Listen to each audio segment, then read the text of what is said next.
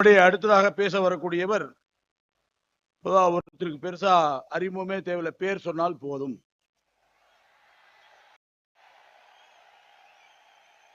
பாரதிய ஜனதா கட்சியினுடைய முன்னாள் மாநில தலைவர்,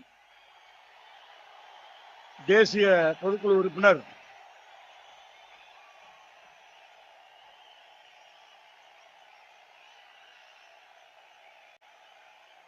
தமிழகத்தில்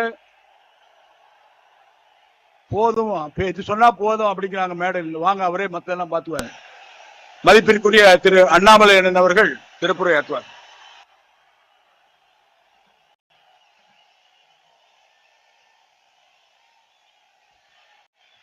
வெற்றிவேல் முருகனுக்கு, வீரவேல் முருகனுக்கு. அன்பு சொந்தங்களே, இந்து சொந்தங்களே, நாம் யாரும் கூட நிச்சயமாக பயப்பட தேவையில்லை. காரணம், வருண பகவான் இன்னும் ஒரு 1.5 மணி நேரத்துக்கு நம்மளை சோதிக்க போவது கிடையாது. இது மலை துளிகள் என்று சொல்வதை விட இது கண்ணீர் துளிகள். மேலே இருந்து பார்த்து கொண்டிருக்கக்கூடிய நம்முடைய மூத்த தலைவர்கள், தானலிங்க நாடார் ஐயாவுடைய கண்ணீர் துளி, வீரத்துறவி ராமகோபாலன் ஐயாவுடைய கண்ணீர் துளி, இதே மண்ணில தன்னுடைய சித்தாந்தத்திற்காக, மதத்திற்காக வெட்டி சாய்க்கப்பட்ட ராஜகோபால் ஐயாவுடைய கண்ணீர் துளி, நான் சார்ந்திருக்கக்கூடிய பாரதிய ஜனதா கட்சியினுடைய மூத்த தலைவர்கள் ஆடிட்டர் ரமேஷ் அவர்கள், எத்தனையோ மனிதர்கள் வெட்டி சாய்க்கப்பட்டிருக்கின்றார்கள், அவர்களுடைய கண்ணீர் துளி, அருமை சகோதரர் சசிகுமார் அவர்கள் உள்ளிட்ட இந்த இயக்கத்திற்கு கடைக்கோடி தொண்டர்களாக ஒரு சித்தாந்தத்தை தாங்கி பிடித்து அந்நிய சக்திகளால் வெட்டி யாரெல்லாம் படுகொலை செய்யப்பட்டார்களோ எல்லோருடைய கண்ணீர் துளியை நாம் பார்த்து கொண்டிருக்கின்றோம். இவ்வளவு பெரிய ஒரு கூட்டம், எழுச்சியான ஒரு கூட்டம், ஒரு மதத்தை சார்ந்தவர்கள், வாழ்வியல் முறையை பின்பற்றக்கூடியவர்கள், நம்முடைய நிலத்தினுடைய கடவுள், தமிழ் கடவுள் முருகபெருமானை மையமாக வைத்து மதுரை மாநகரத்தில் சங்கமித்து இந்து முன்னணி அவர்கள் ஏற்பாடு செய்திருக்கக்கூடிய இந்த கூட்டத்திலே நாம் எல்லாம் பங்கேற்றுக் கொண்டிருக்கின்றோம். இது ஒரு சாதாரணமான ஒரு கூட்டம் இல்லைங்க. ஒரு இனம் தன்னுடைய குரலை உரக்க சொல்லிக் கொண்டிருக்கிறது, தன்னுடைய உரிமையை நிலைநாட்ட வேண்டும் என்று விரும்புகிறது, தன்னுடைய வாழ்வியல் முறையை யாரும் தொந்தரவு செய்யக்கூடாது என்று ஏங்கிக் கொண்டிருக்கிறது. அப்படிப்பட்ட இந்து சமுதாயத்தினுடைய, இனத்தினுடைய சொந்தங்கள் எல்லோரும் இங்கே வந்திருக்கின்றீர்கள். பெரியவர்கள், தாய்மார்கள், சாது சன்னியாசிகள், எல்லா மடத்தினுடைய பாரம்பரியம் மிக்க மடத்தை தாங்கி பிடிக்கக்கூடிய ஆன்மீகவாதிகள் ஐயா எல்லாரும் மேடையில் இருக்கிறாங்க. RSS பேர் இயக்கத்தினுடைய மூத்த முன்னோடிகள் மேடையின் மீது இருக்கின்றார்கள். இந்து முன்னணியினுடைய தலைவர் அண்ணன் காடேஸ்வர சுப்பிரமணியம் அவர்கள் இருக்கின்றார்கள்.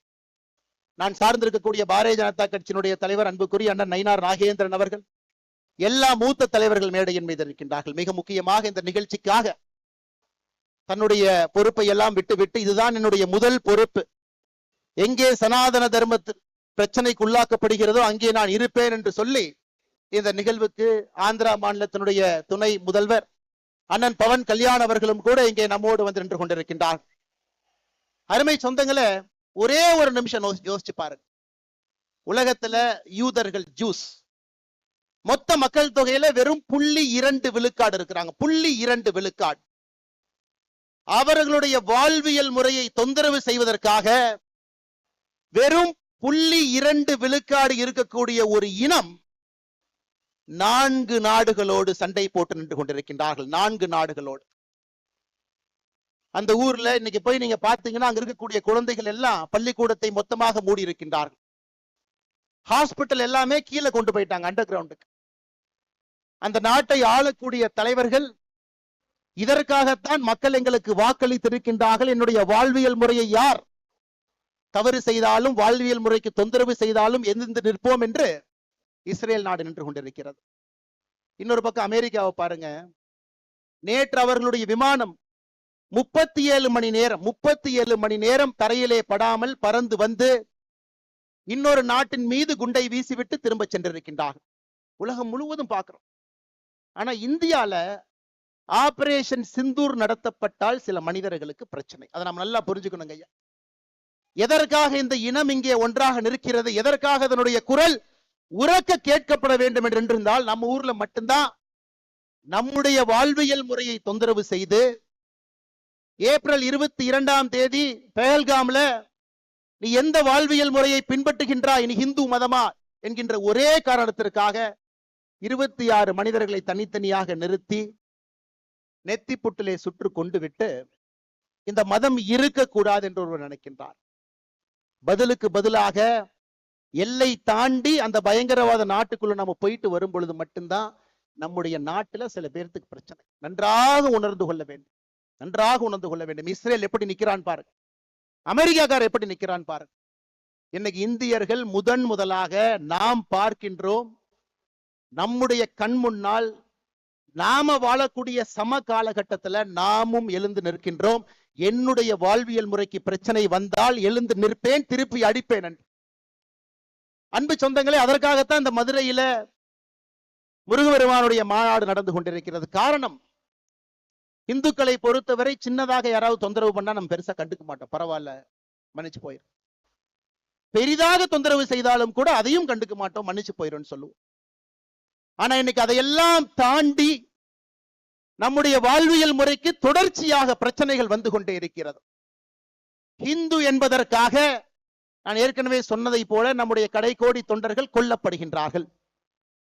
இந்த மதத்தை பின்பற்றினா மட்டும் நம்முடைய வாக்கை பெற்று அரசியல்வாதிகளாக அதிகாரத்தில் இருக்கக்கூடியவங்க கோவில் இப்படி இருக்கும், கூம்பு மாதிரி இருக்கும் அசிங்கப்படுத்துறாங்க.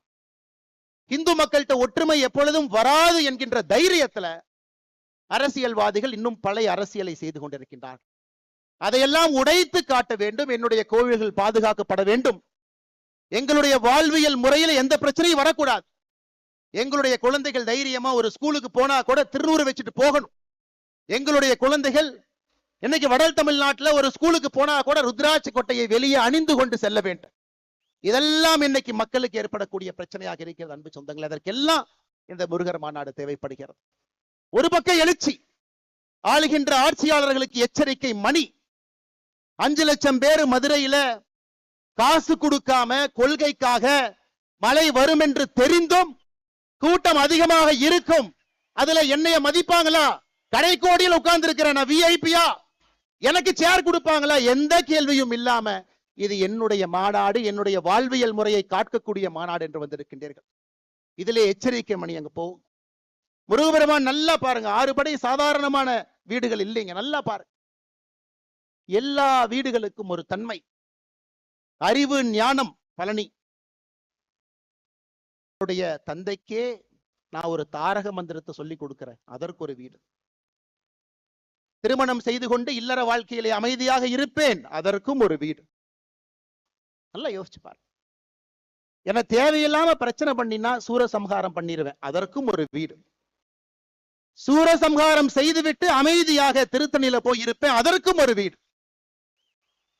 ஆளுகின்ற ஆட்சியாளர்கள் முருக பக்தர்களை எந்த வீட்டிலே வைத்து பார்க்க வேண்டும் என்று இந்த மாநாடு மூலமாக அவர்களுக்கு தெரியும்.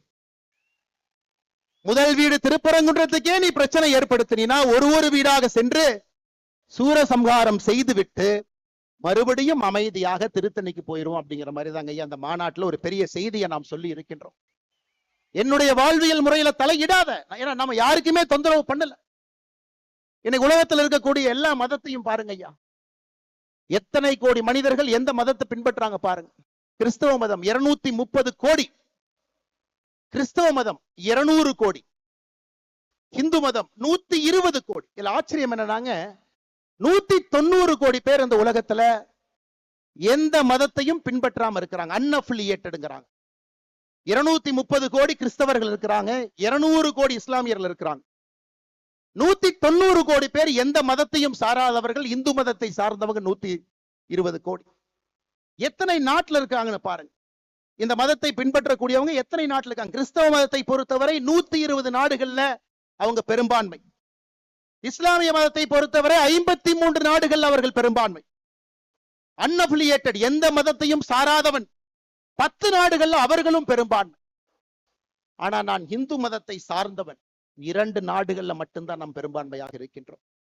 இரண்டாவது, இந்த மாநாட்டினுடைய முக்கியமான நோக்கம் ஒரு இந்துவுக்கும் இந்த எழுச்சி இருக்கணுங்க ஐயா, ஒருத்தருக்கு இருக்கணும்.